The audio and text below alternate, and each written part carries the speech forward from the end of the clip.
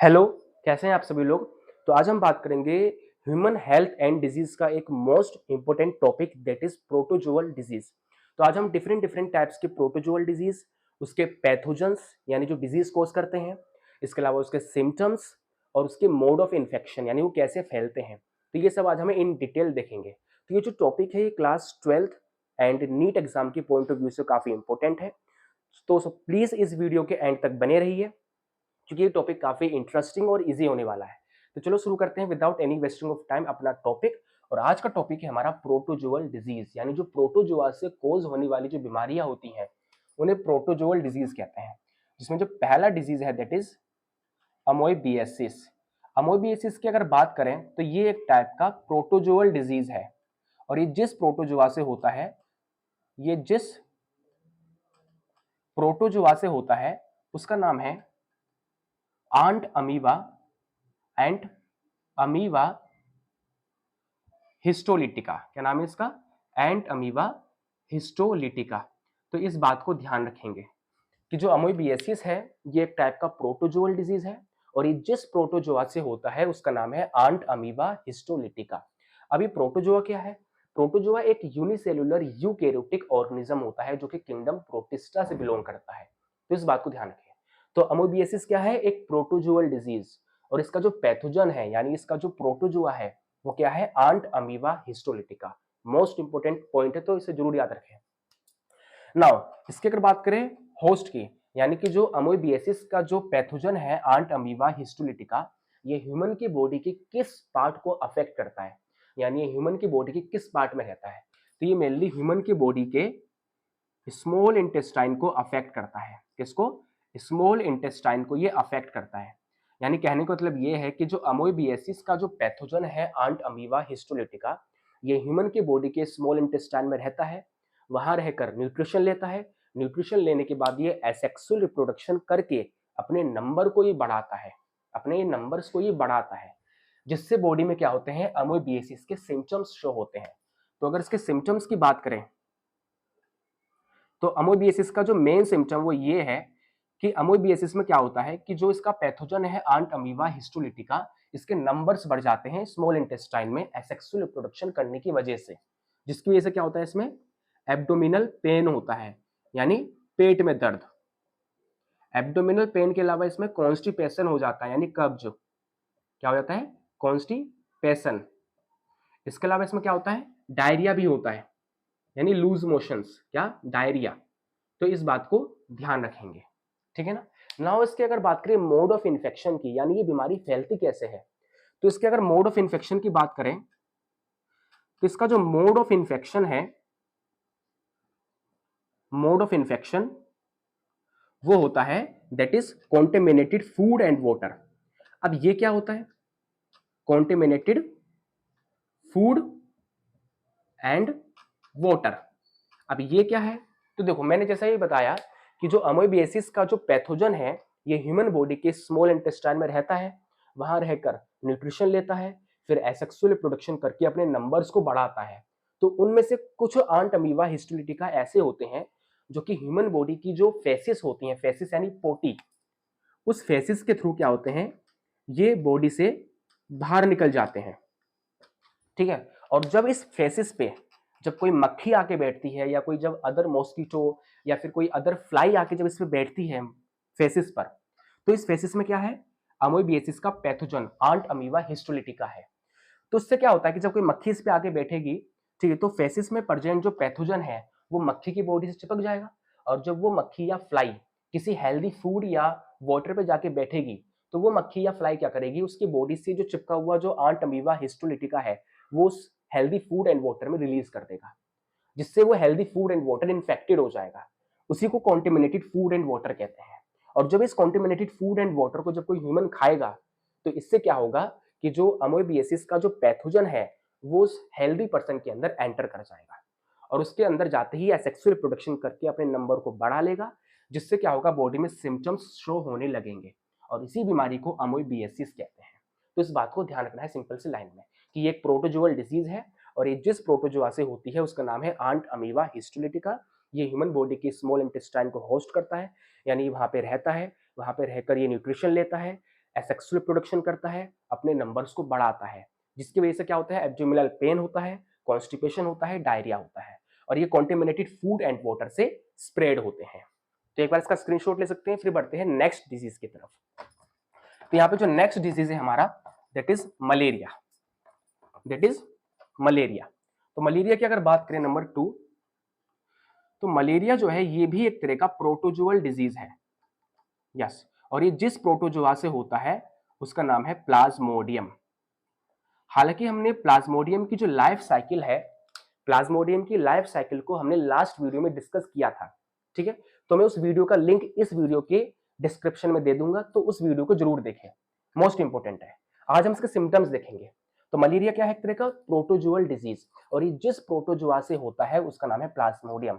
यानी जो मलेरिया का जो पैथोजन है, पैथोजन यानी डिजीज कोज करने वाले ऑर्गेनिज्म, वो क्या है, प्लाज्मोडियम है।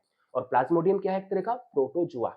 अभी जो मलेरिया का जो पैथोजन है, इसे एक फीमेल मॉस्किटो कैरी करती है, जिसका नाम है फीमेल एनोफिलिस मॉस्किटो। क्या नाम है इसका, फीमेल एनोफिलिस मॉस्किटो। एक्चुअली में क्या होता है कि जो फीमेल एनोफिलिस मॉस्किटो के माउथ में क्या होता है, सलाइवरी ग्लैंड होता है। क्या होता है, सलाइवरी ग्लैंड। इसी सलाइवरी ग्लैंड में क्या होता है, मलेरिया के पैथोजन प्लाज्मोडियम का इन्फेक्शियस फॉर्म प्रेजेंट होता है, जिसे स्पोरोजोइट कहते हैं। तो सिंपल से लेने की बात ध्यान रखनी है कि मलेरिया एक तरह का प्रोटोजोअल डिजीज है, और ये जिस प्रोटोजोआ से होता है उसका नाम है प्लाज्मोडियम। मलेरिया का जो पैथोजन है प्लाज्मोडियम, इसे एक फीमेल मॉस्किटो कैरी करती है, जिसका नाम है फीमेल एनोफिलिस मॉस्किटो। इस फीमेल एनोफिलिस मॉस्किटो के माउथ में एक ग्लैंड होती है, जिसे सलाइवरी ग्लैंड कहते हैं। इसी सलाइवरी ग्लैंड में क्या होता है कि जो मलेरिया का जो पैथोजन है प्लाज्मोडियम, वो अपने इन्फेक्शियस फॉर्म में प्रेजेंट होता है, जिसे स्पोरोजोइट कहते हैं। तो स्पोरोजोइट प्लाज्मोडियम का इन्फेक्शियस फॉर्म है। तो जब ये फीमेल एनोफिलिस मॉस्किटो जब किसी हेल्दी पर्सन को बाइट करती है, तो बाइट करते समय ये सलाइवा को सिक्रीट करती है, और उसी सलाइवा में क्या होता है, प्लाज्मोडियम का इन्फेक्शियस फॉर्म स्पोरोजोइट होता है। तो ये स्पोरोजोइट सीधा ह्यूमन के ब्लड में एंटर करता है, और ब्लड से होते हुए पहले कहाँ जाता है, ह्यूमन बॉडी की लीवर की सेल्स को जाके ये पहले होस्ट करता है। हालांकि इसके लाइफ साइकिल को हमने लास्ट वीडियो में डिस्कस कर लिया था, तो उसे एक बार जरूर देखें, ठीक है ना। जिससे क्या होता है, बॉडी में सिम्टम्स शो होते हैं। इसके अगर सिम्टम्स की बात करें, सिम्टम्स की, तो इसका मेन सिम्टम ये है फीवर विद चिल्स, ठीक है। मलेरिया का जो बुखार है वो हमेशा ठंड के साथ होता है, तो इस बात को ध्यान रखें। अगर आपको बुखार और साथ में ठंड लग रही है, तो चांसेस है कि वो सिम्टम्स मलेरिया के हो, ठीक है। इसके अलावा इसमें क्या होता है, हेडेक रहता है, यानी सर में दर्द। इसके अलावा इसमें क्या रहता है, वॉमिटिंग होती है। क्या होती है, वॉमिटिंग। इसके अलावा इसमें नोसिया होता है। तो ये कुछ मेन सिम्टम्स हैं किसके, मलेरिया के। तो इस बात को ध्यान रखिए अच्छी तरह से, ठीक है ना। तो इतनी बात समझ आई मलेरिया के बारे में। हालांकि मैंने मलेरिया को लास्ट वीडियो में अच्छी तरह इन डिटेल डिस्कस किया है, बट हम प्रोटोजुअल डिजीज पढ़ रहे हैं, तो मलेरिया भी एक प्रोटोजुअल डिजीज है, इसलिए मैंने इसका आपको आज ओवरव्यू दिया कि है क्या।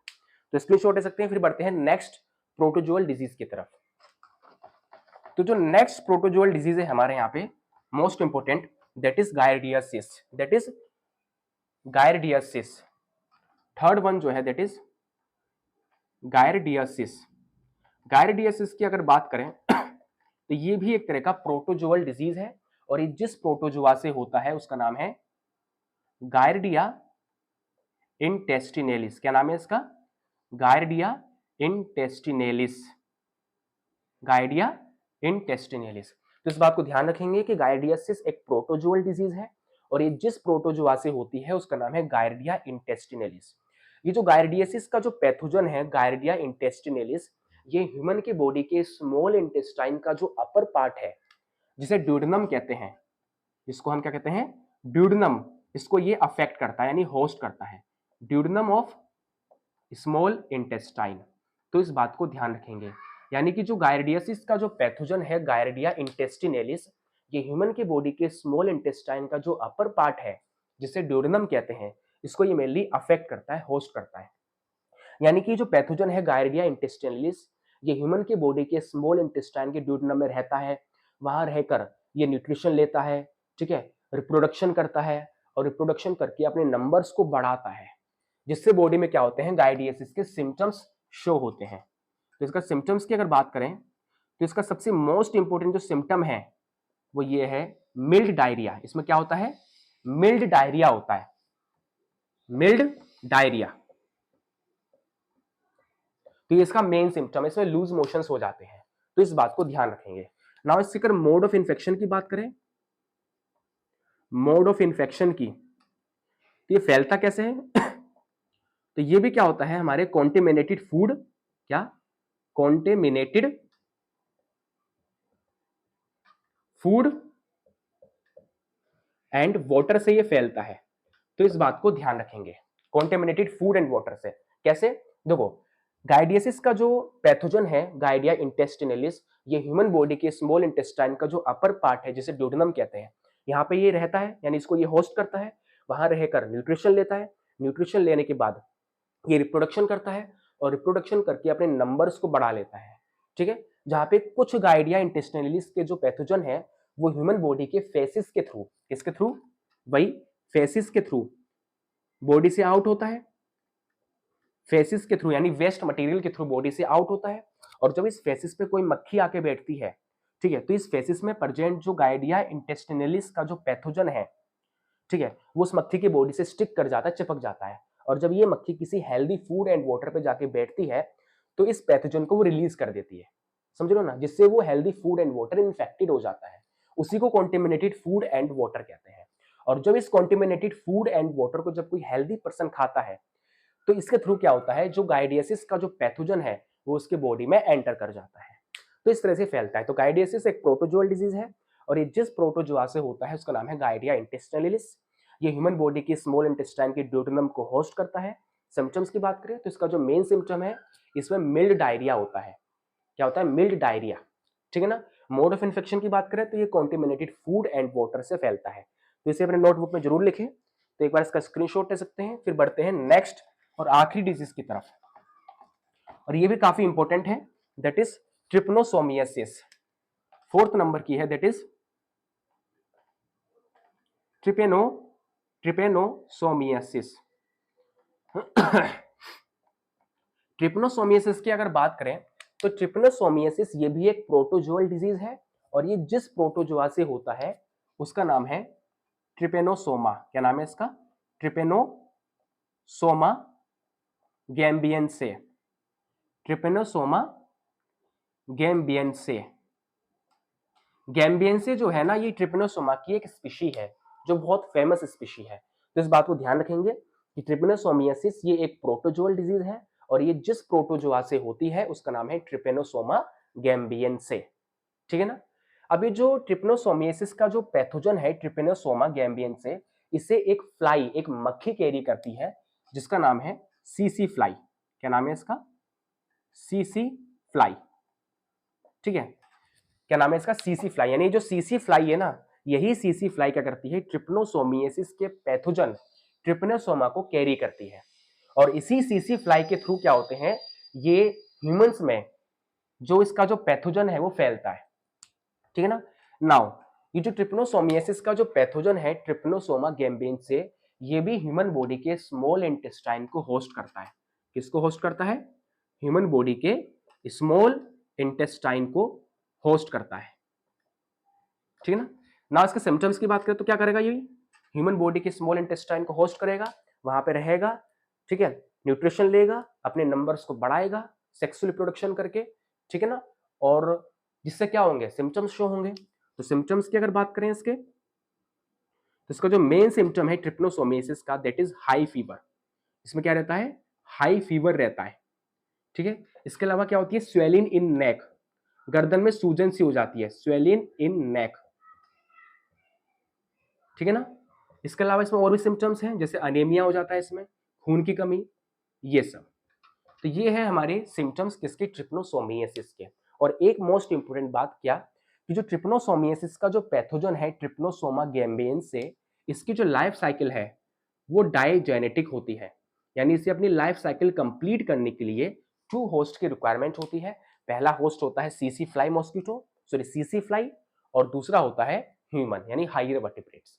वहीं जो हमने गाइडियसिस देखा था, तो उस गाइडियसिस का जो पैथोजन है गाइडिया इंटेस्टिनलिस, उसकी लाइफ साइकिल कैसी होती है, मोनोजेनेटिक। कैसी होती है उसकी, मोनोजेनेटिक, यानी उसको अपनी लाइफ साइकिल कंप्लीट करने के लिए सिर्फ और सिर्फ एक ही होस्ट की रिक्वायरमेंट होती है, दैट इज ह्यूमन।